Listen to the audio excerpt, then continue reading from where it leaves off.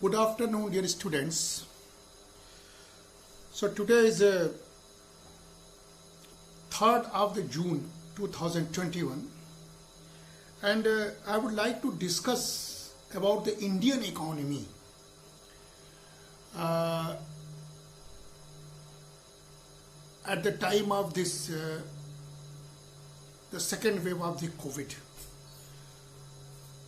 So, dear students, various reports have been published in the last month of April and first week of May. And we all know that the last financial year, that is 2020 and 21, that started with the whole country being under one of the strictest lockdowns anywhere in the world. But at the time, few would have thought that April and May 2020 would be worse in terms of COVID cases than April-May 2020. So, with the purview of this fact, students, we should talk about our Indian economy. Indeed, initial government estimates last year suggested that there won't be any COVID cases in May 2020, after May 2020, but it hasn't happened. Actually, we got more cases in the second wave. So, COVID cases have registered V-shaped recovery. What worse is, this new surge is taking place despite a year of awareness about the crying need to follow COVID appropriate behavior as well as the availability of multiple COVID vaccines. So students, what does this mean for our Indian economy and about its recovery? This is the basic root question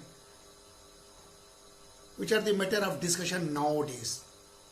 So students, without the latest surge, the first half of the current financial year, that is from April to September 2020, was expected to register V-shaped recovery. And we all were talking about that V-shaped recovery. But of course, this V-shaped recovery is quite different from the V-shaped spike in COVID cases, because COVID cases were more than our Indian economy recovery. And the question is why this happens? Because the recovery in economic growth in the first half of the current financial year will be an optical one. In other words, we can say because the GDP contracted by as much as 15% in the first half of the last financial year, the low base effect ensured the GDP growth rate looks very handsome in the first half of the current financial year. So, the matter of discussion is what various reports suggest. According to CRISIL, or we may say CRISIL, by the end of 2021 and 22, GDP will only be approximately by 2% higher than March 2020 level. And more importantly, the absolute GDP would be roughly 10% below its pre-pandemic trend level. We should all know about the facts of second wave COVID cases. So,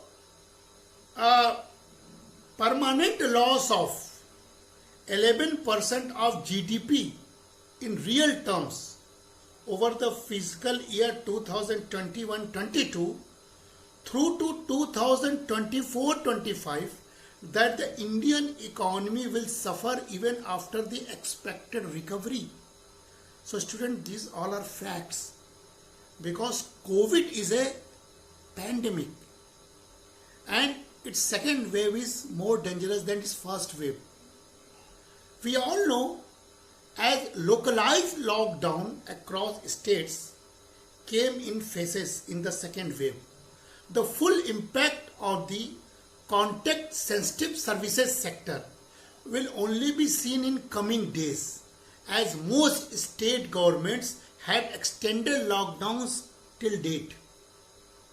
So, according to many surveyors and many associations, students 90% of their pre-pandemic business revenue had recovered by mid-March 2021. So this was a silver lining. However, with the second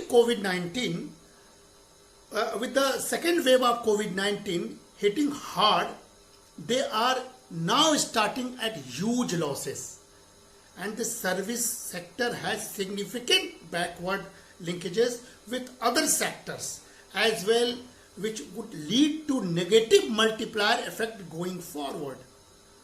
So of course economics are hit hard, and if things go downhill from here, from today, India's already fragile and uneven economy recovery may take massive hit in the first quarter of this end of the financial year.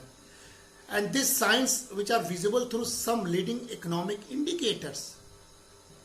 Students, many reports shows that the manufacturing PMI is composite weighted average index of new orders, output, employment, suppliers delivery times, and stocks of purchases derived from survey of private manufacturing companies. The manufacturing PMI remained largely flat in April 2021 compared to March levels of 55.4.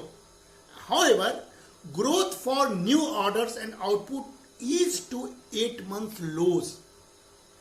Students, fuel demand also saw a downward trend in April 2021 compared to March. Petrol demand declined 6.3%, while demand for diesel was down 1.7%. So, some of the largest car manufacturers in India registered declines in sales of 7 to 9% in April 2021, which continues to in the May 2021. And the automobile sector has high backward and forward linkages with other sectors of the economy and is hence a credible indicator of underlying economic trends. Similarly, students, electronic e-way bills and permits needed for interstate and intra-state transportation of goods fell 17% month on month in April 2021. So, when talking about these all facts, when we are throwing our light towards employment scenario, on the employment front, too, indicators are not very encouraging. Of course, there was lockdown, that's why unemployment rates were rising. As per the Center for Monitoring Indian Economy CMI report, unemployment rates rose in April 2020 due to disruption in business activity amidst state level restrictions. And the impact in urban areas was higher, where unemployment rates rose in 9.8% from 7.3% in March 2021.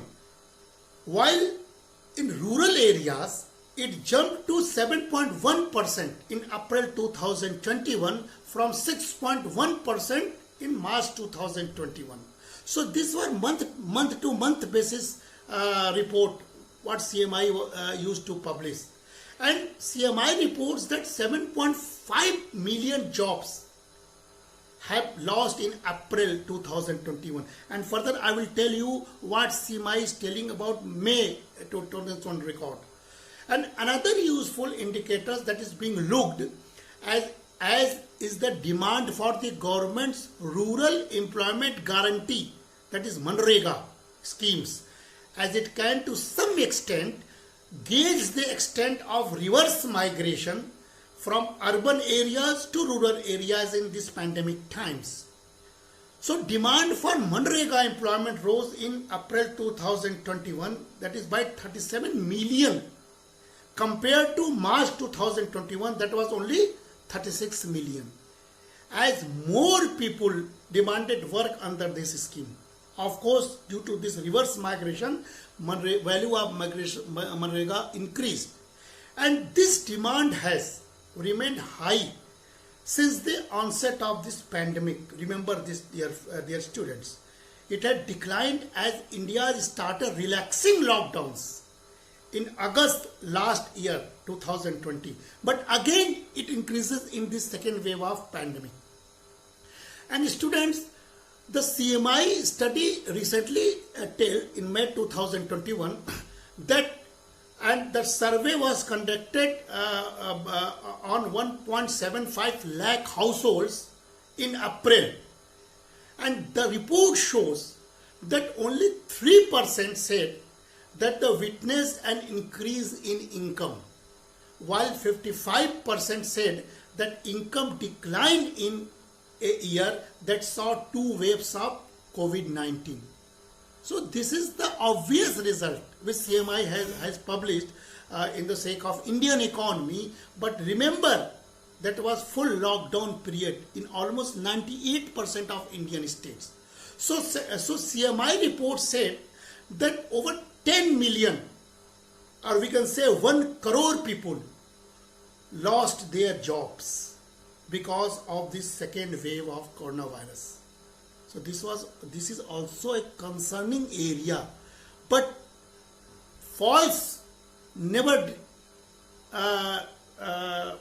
we can say that this is not for the government sector, but this is COVID second wave scenario, and 97% of households incomes have declined since the beginning of this pandemic last year. So we all know the opportunity of employment was declining in this second wave due to this lockdown period. Salaried jobs in India has been also fallen in this period, and many lost their jobs due to this COVID-19 second waves. So we can say that many people become more poorer in this second wave. And when we talk about the women's scenario conditions, women's employment also showed a significant decline in this pandemic era. So the sluggish recovery in broad indicators like the index of industrial production, that is IIP, and core sector performance has not brought any relief either. These indicators are released with over a month lag. Hence, data is available only for the period of February-March 2021. In particular, students, we all know that core sector performance representing 8 infrastructure industries, that is coal, cement, steel, petroleum, electricity, etc., has been rather dismal, contracting 7% in fiscal year 2020-21 on a base of 0.5% in this fiscal year 2019-20, that is up to pre-pandemic year. And the index of industrial production also slumped by over 11% in 2020-21 on the base of minus 0.6%.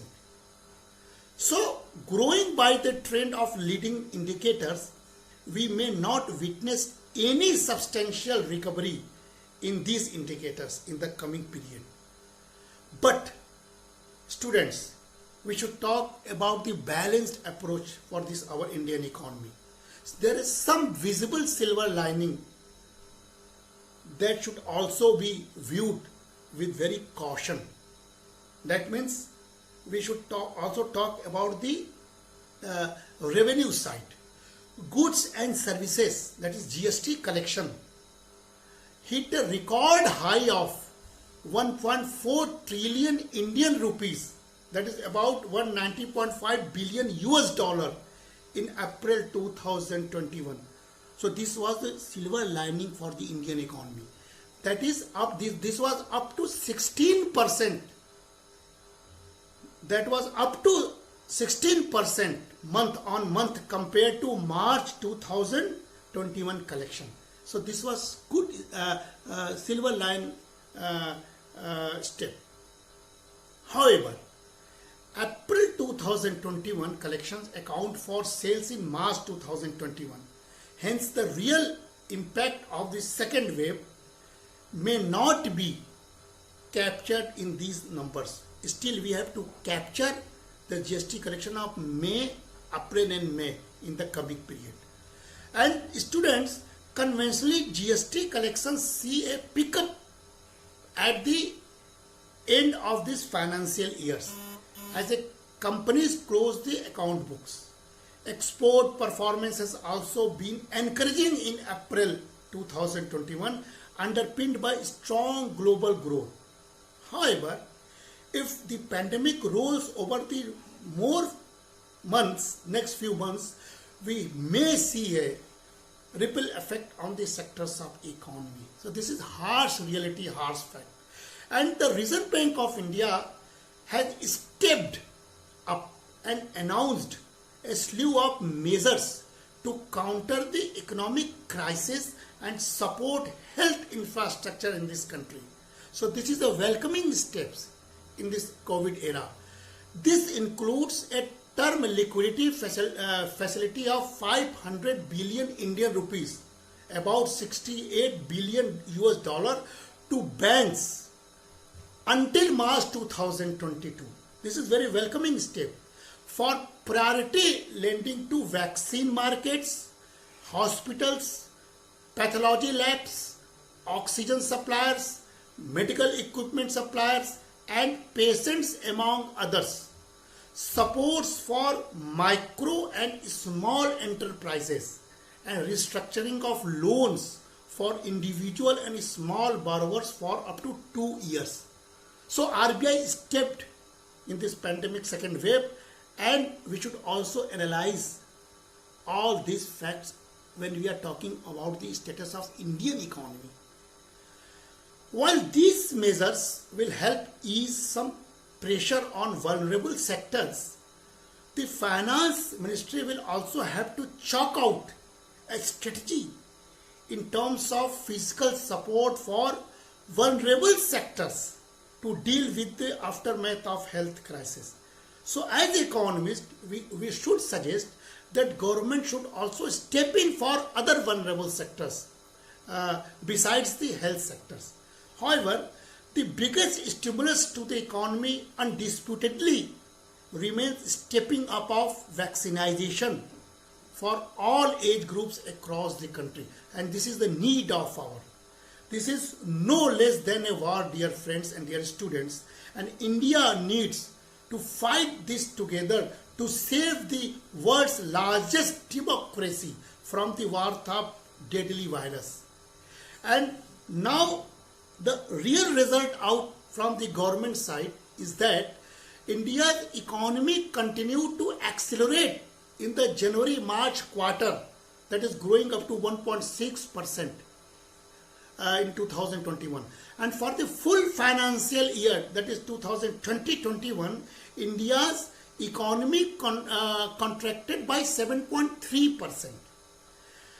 The Q4 GDP, that is quarter 4 GDP figures were ahead of the 1% median projection made by economists polled by the Reuters. India has now reported 2 consecutive quarters of GDP expansion after having witnessed 2 consecutive quarters of contraction earlier in the financial year when India entered a technical recession. So students, the continued GDP growth indicates that India's economy was trending on the road to recovery before the second wave of the COVID-19 hit. And the biggest hit from the second wave of COVID infection has been to demand, with loss of mobility, discretionary spending and employment. And this was told by Reserve Bank of India.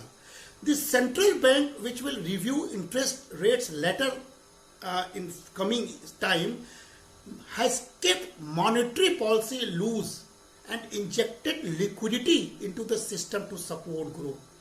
So both micro and macro level government is trying her best to do something better for this Indian economy.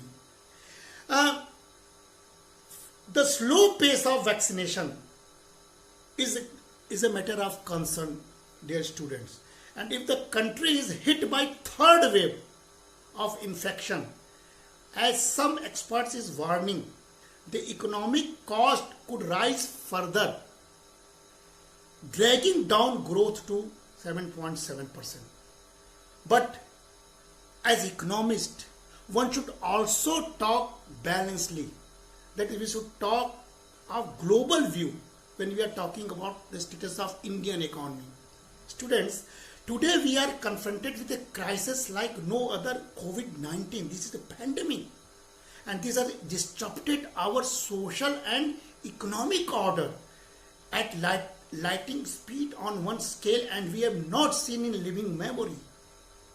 The virus is causing tragic loss of life, and the lockdown indeed to fight it has affected billions of people around the globe.